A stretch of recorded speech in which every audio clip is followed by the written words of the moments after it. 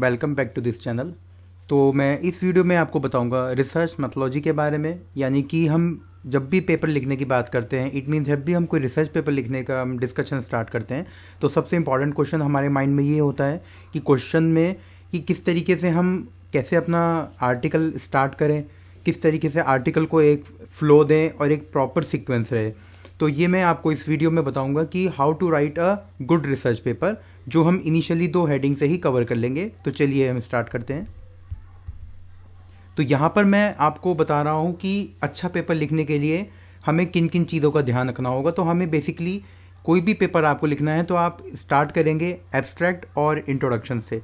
तो research paper बनाने के लिए आप चाहे रिसर्च पेपर बनाएं, चाहे आप रिव्यू पेपर बनाएं, चाहे आप सर्वे पेपर बनाएं या रिव्यू पेपर वॉटेवर, बट यहाँ पर मैं आपको बात बता रहा हूँ रिसर्च पेपर की। तो रिसर्च पेपर हम तीनों में से किसी पर भी एप्लीकेंट हो सकता है। तो ये बेसिकली रिसर्च पेपर के लिए हम बात कर रहे हैं एब्स्ट्रैक्ट और इंट्रोडक्शन। तो एब्स्ट्रैक्ट की जब हम देखेंगे यहाँ पे पॉइंट्स कुछ, तो सबसे पहले हमने यूज़ किया है बैकग्राउंड, और जो आप देखेंगे ब्रैकेट्स में मैंने लिखा हुआ है 2 लाइन्स। तो जब कभी भी रिसर्च पेपर लिखना होता है तो हमें जब हम अपना एब्स्ट्रैक्ट स्टार्ट करेंगे तो उसके अंदर देयर आर 4 टर्मिनोलॉजी कह सकते हैं, या देयर आर 4 पॉइंट्स जो हमें मेंशन करने होते हैं अपने एब्स्ट्रैक्ट में। तो एब्स्ट्रैक्ट उससे हमारा बेटर बनेगा और बेहतर होगा एब्स्ट्रैक्ट, कि जब भी कभी आपका रिसर्च पेपर रिव्यू होने के लिए जाता है तो उस केसेस में हमारा एब्स्ट्रैक्ट परफेक्ट होना चाहिए। तो एब्स्ट्रैक्ट लिखने के लिए हमें क्या करना होगा, सबसे पहले बैकग्राउंड। तो बैकग्राउंड जब भी आप लिखेंगे, किसी पर भी आप स्टडी कर रहे हैं, कोई भी आपका टॉपिक है रिसर्च का टॉपिक, लाइक मैं बात कर रहा हूँ मेडिकल इमेज फ्यूज़न, या मैं बात कर रहा हूँ आईओटी की। तो अगर आप आईओटी किसी पर्टिकुलर टेक्निक पर अगर आप डिस्कस कर रहे हैं कोई भी चीज़, तो वहाँ पर बैकग्राउंड 2 लाइन से ज़्यादा नहीं होना चाहिए। समटाइम्स क्या होता है कि mostly research paper due to quality या फिर लैक ऑफ क्वालिटी या लैक ऑफ द पैराग्राफ, वो क्या होता है, रिजेक्ट हो जाते हैं। तो वहाँ पर हमें ध्यान रखना है कि एब्स्ट्रैक्ट में बैकग्राउंड 2 लाइन से ज़्यादा नहीं होना चाहिए। उसके बाद हमें कनेक्ट करना होता है बैकग्राउंड के बाद मेथोडोलॉजी, यानी कि मेथोडोलॉजी आपकी क्या होनी चाहिए 3 to 4 लाइन्स में।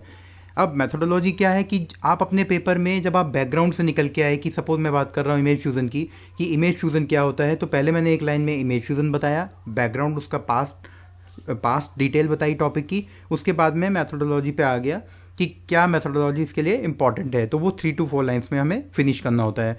एंड देन रिजल्ट्स, जो भी आपके पेपर के अंदर, रिसर्च पेपर के अंदर जो भी रिजल्ट्स हैं वो हमें एब्स्ट्रैक्ट में बताने होते हैं इन 2 लाइन्स। 2 लाइन के अंदर अंदर हमें अपना रिजल्ट्स ख़त्म करना होता है एट द एंड। फिर आता है हमारा कंक्लूजन। तो कंक्लूजन में 1 to 2 लाइन्स, यानी कि 1 से 2 लाइन के अंदर आपको अपना कंक्लूड करना होता है अपना पेपर को।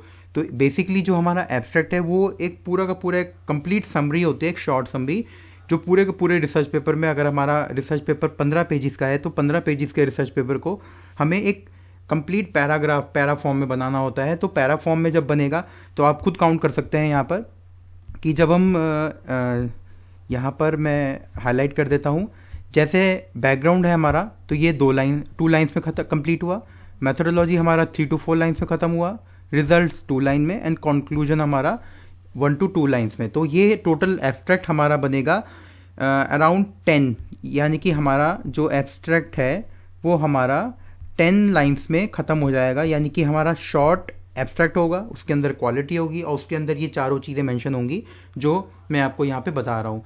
तो ये तो हुआ हमारा कंप्लीट एब्स्ट्रैक्ट का डिस्क्रिप्शन जो हम बात कर रहे हैं। अब इसके बाद जब नेक्स्ट जंप करते हैं हम इंट्रोडक्शन पे, यानी कि हम रिसर्च पेपर को लिखना स्टार्ट कर रहे हैं, तो उसके अंदर इंपॉर्टेंट होता है सबसे ज़्यादा, वो है हमारा इंट्रोडक्शन। तो इंट्रोडक्शन में बैकग्राउंड, वही सेम चीज़ जो आपने एब्स्ट्रैक्ट में 2 लाइन में ख़त्म करी थी, अब वही बैकग्राउंड को आपको अब एलैबोरेट करना है, यानी कि अब उसको थोड़ा सा एक्सप्लेन करना है। बट यहाँ पर हमारी लाइंस की जो स्ट्रेंथ जो वो बढ़ जाएगी, इंक्रीज हो जाएगा, 6 to 7 लाइंस में हमें बैकग्राउंड कंप्लीट करना होता है। And then we have to find the research gap, यानी कि जो भी आप रिसर्च कर रहे हैं तो आपको रिसर्च गैप दिखाना होगा किसी एक पर्टिकुलर बेस पेपर से, या जो भी आप स्टडी कर रहे हैं research paper, you have downloaded so many papers, तो वहाँ पर आपको रिसर्च गैप फाइंड करना होता है। तो ये 5 to 6 लाइन के अंदर हमें क्या करना होगा, रिसर्च गैप बताना होगा 5 to 6 लाइन्स में। तो आप देखेंगे 6 to 7 लाइन्स हमारी पहले बैकग्राउंड में हो गई, 5 to 6 लाइन्स हमारी रिसर्च गैप में हो गई। तो टोटल यहाँ पर हम कह सकते हैं कि हमारा इन 2 हेडिंग से हमारे यहाँ पर 12 लाइन्स का इंट्रोडक्शन तैयार हो रहा है। अब उसके बाद हम बात कर रहे हैं your contribution and section organization. Your contribution, it means कि कंट्रीब्यूशन बताना है अपना, हम यानी कि जो ऑथर का कंट्रीब्यूशन है वो डिफाइन करना पड़ेगा इंट्रोडक्शन में, जब हम अपना इंट्रोडक्शन कंप्लीट कर रहे हैं उसको। तो एट द एंड हमें योर कंट्रीब्यूशन बताना होगा, जो बहुत ही इंपॉर्टेंट होता है, और मोस्टली रिसर्च पेपर में कंट्रीब्यूशन डिस्कस नहीं होता, जिसके चलते रिसर्च पेपर जो है वो जर्नल से या किसी पर्टिकुलर कॉन्फ्रेंस में अगर आप डालेंगे तो वो वहाँ से रिजेक्ट हो जाता है। तो इसमें मैंने लाइंस मेंशन नहीं करी हैं, इसको आप अपने अकॉर्डिंगली 5 to 6 या 5 to 10 तक जितना भी आपका कंट्रीब्यूशन है वो आप बता सकते हैं अपना कंट्रीब्यूशन। एंड देन लास्ट में हमारा आता है सेक्शन ऑर्गेनाइजेशन। इट मीन्स कि आपने पूरे पेपर को, अगर आपने इंट्रोडक्शन बताया है, मैं यहाँ पे थोड़ा सा आपको वैसे ही मेंशन कर रहा हूँ, पहली हेडिंग है हमारी इंट्रोडक्शन, दूसरी हेडिंग है हमारी लिटरेचर सर्वे, तीसरी हेडिंग है हमारी प्रपोज मेथोडोलॉजीज, और fourth one is result section. तो हमारे यहाँ पर टोटल कितने सेक्शन बने हैं?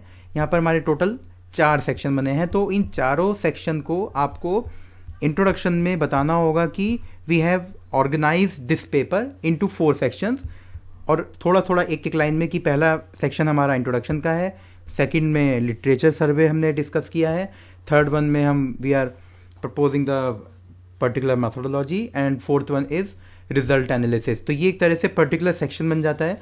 तो अब हम बात करें कंप्लीट स्ट्रेंथ की, तो इंट्रोडक्शन जो आपका एब्स्ट्रैक्ट बना था 10 लाइन्स का, तो इंट्रोडक्शन आप बना सकते हैं 20 लाइन्स का। इट मीन्स एक एटलीस्ट 1 पेज का तो आपका इंट्रोडक्शन होना ही चाहिए किसी भी रिसर्च पेपर में। तो ज़्यादातर ऑथर्स या ज़्यादातर जो रिसर्च स्कॉलर्स हैं वो ये पूछते हैं कि सर एब्स्ट्रैक्ट कितना लिखना है या इंट्रोडक्शन कितना लिखना है। तो एब्स्ट्रैक्ट मैंने आपको बता दिया है, 10 लाइन्स का एब्स्ट्रैक्ट होना चाहिए, जिसमें ये चारों चीज़ें मेंशन होना ज़रूरी है, कंपलसरी है। उसके अलावा जब इंट्रोडक्शन लिखेंगे तो इंट्रोडक्शन कम से कम 1 पेज का लिखें, जिसमें 1 पेज के अंदर आपको इन चारों चीज़ों को बताना ज़रूरी है। तो इस तरीके से हमारा इंट्रोडक्शन 1 पेज का बन जाता है। और जब भी कभी भी पेपर लेंथ की बात आती है तो 5 to 6 पेज का मिनिमम पेज पेपर की जो लेंथ होनी चाहिए वो 5 to 6 पेजेस होनी चाहिए। बट 5 to 6 पेजेस की जो लेंथ की मैं बात कर रहा हूँ, तो यहाँ पर हम लेंथ को फोकस ना करके हमें क्वालिटी पे फोकस करना है। तो क्वालिटी आनी चाहिए पेपर में। अगर क्वालिटी होगी तो आपका पेपर बेटर होगा, और वो ईजिली रिव्यू भी होगा और एक्सेप्ट भी होगा, तो जिसके चलते हम अपना पेपर ईजिली पब्लिश कर सकते हैं। तो आई होप आपको इस वीडियो में पता लग गया होगा कि एब्स्ट्रैक्ट और इंट्रोडक्शन के थ्रू हम अपना पेपर कैसे स्टार्ट कर सकते हैं। आगे और भी मैं इंटरेस्टिंग वीडियो अपलोड करूँगा। So thanks for watching my video.